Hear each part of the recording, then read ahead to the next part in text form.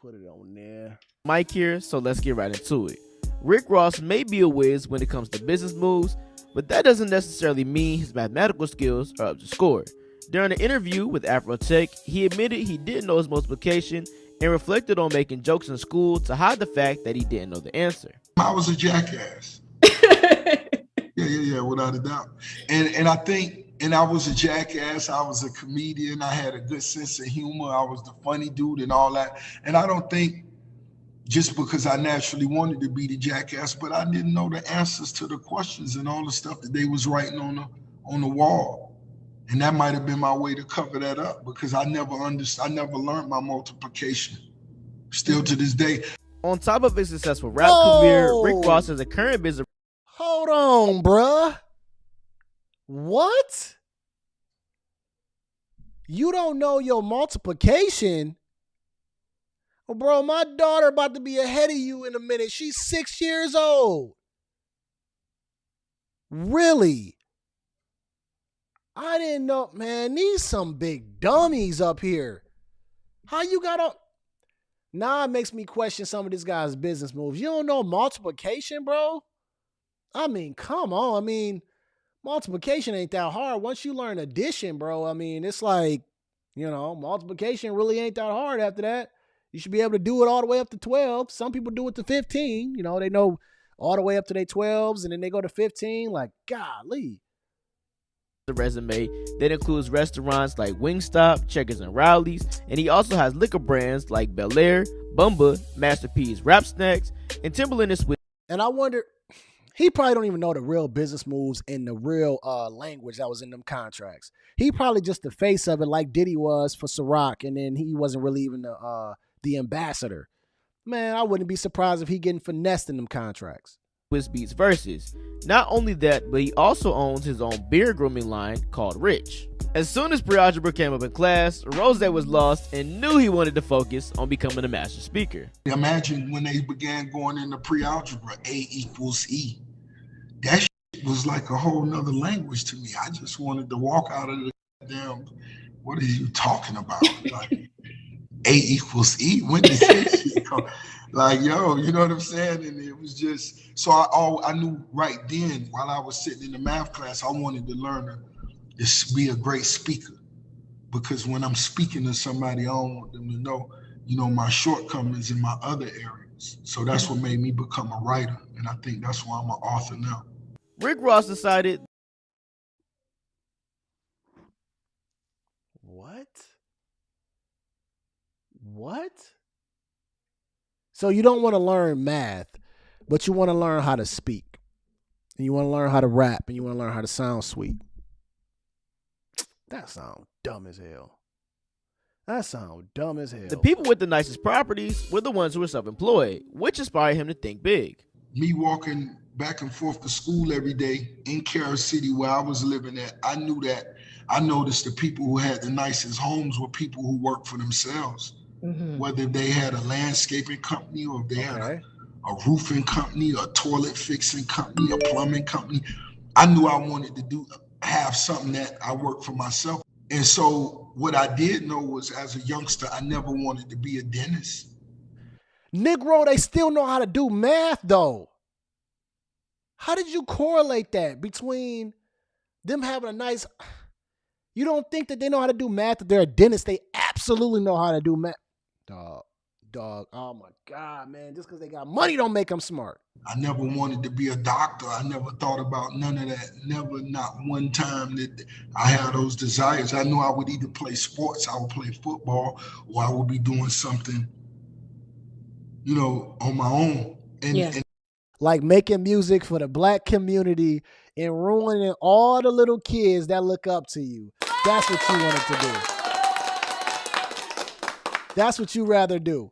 Make the music, tell them how to be a hustler, Mr. PO officer, right? Correctional officer, and go out here and damage them and tell them all these fake things while you don't even know your basic arithmetic, goofball, and want to translate the fact that wealthy people or nice people had homes just because they could speak, but they knew their education. But you just wanted to be the rapper to ruin all your younger black kids' lives that look up to you. Congratulations, you've played yourself. Congratulations, your music has put people in prison. Congratulations, your music has put people in very bad trouble. And meanwhile, you don't know how to do math. Ain't that, this, wow, I didn't know that. Thank you for sending me this. Oh, wow, I didn't know that Rick Ross was this dumb. And that's what I did. But yeah, name something you learned in school that you feel like was pointless in the comment section. I'll go by the name of CDK on the mic. Be sure to subscribe to the channel. You know what?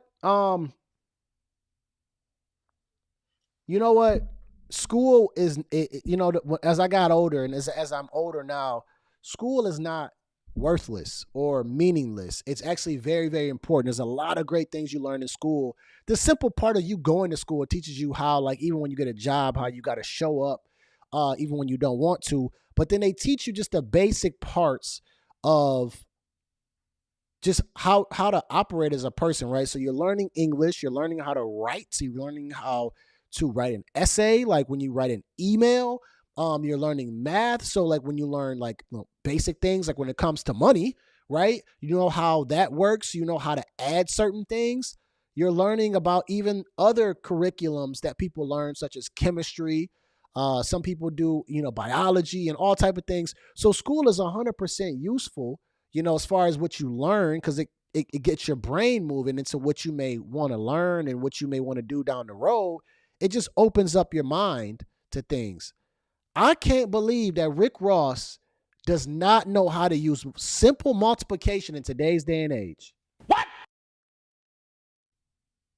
He knew he would do something hoodish. Yeah. He was heading for it. He better hope his financial advisors are trustworthy. They can clean him out. What? That's where my mind went. The moment that this man opened up his mouth that he said that he wanted to use to make money, right? And he said that he couldn't do basic math till this day.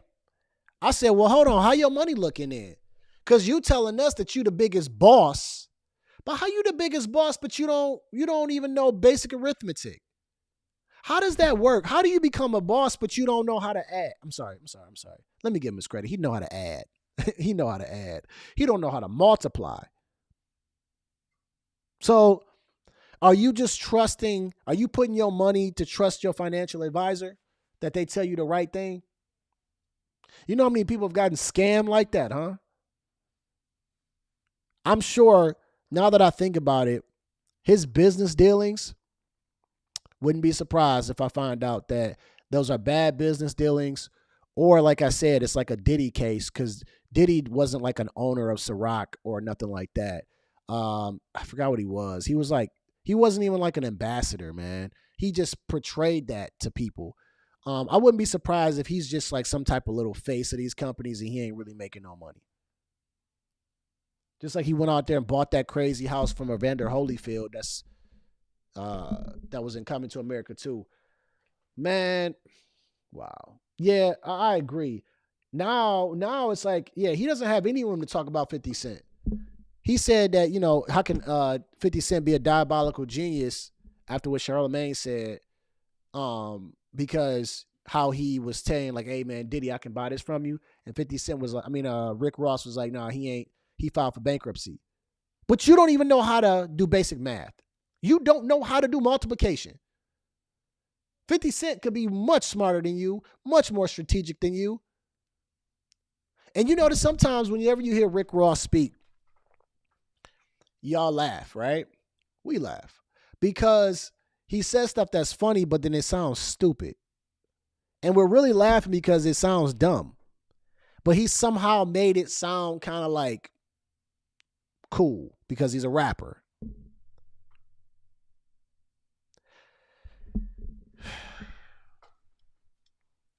These are some expensive slaves, man. These ain't nothing but expensive slaves, man. I did not know that this brother did not know how to do math. He talking about he got into pre-algebra and didn't know. Like I I was decent at pre-algebra. Like, I mean, you know, there were some times where it was some hard stuff, but like I passed pre-algebra. I mean, I did well. You know what I'm saying? As far as at least knowing my math. And you know what? That's my pops didn't play those games. My pops told me when he was in school, when he was in high school, there was a guy just like Rick Ross that used to be a clown. He used to always be like a disruptor in class. And when they asked him to read, he said he was in that mug. He said, man, we 15, 16 years old. You don't know how to read? What? He said that boy was back there stuttering. Didn't know how to read any of the pages on the book. He said, we are 15, 16 years old, and this brother don't know how to read, but he wants to be the class clown and the cool guy in school. My daddy didn't play that. He said, you better read a book. He made me write during the summertime when I didn't want to write. He was either scared that I was going to be like that guy in high school. He said, you go have to read and you go have to write. He took me to a tutoring school, tutoring. I remember it was called Kumon. I couldn't stand going there. I had to go there for like two summers because he was like, you need to get your reading and writing better. And I'm like, man, my reading and writing is good. He like, nah, you writing like, you know, scribble scrabble and stuff. And I'm like, man, I don't want to do this. He took me to a tutoring. It was Asian people in there. I had to learn from them. I got my stuff together then. I learned math. I learned how to read. I ain't gonna be no 30 years old talking about some, here's the contract, Mr. Jones. Purchase agreement. Man, what? Shoot, I'll be afraid that y'all gonna get at me for reading the comments. I gotta make sure I know all the words on this mug, man. What? Shoot, I can't believe it, man. Our culture is in trouble, man.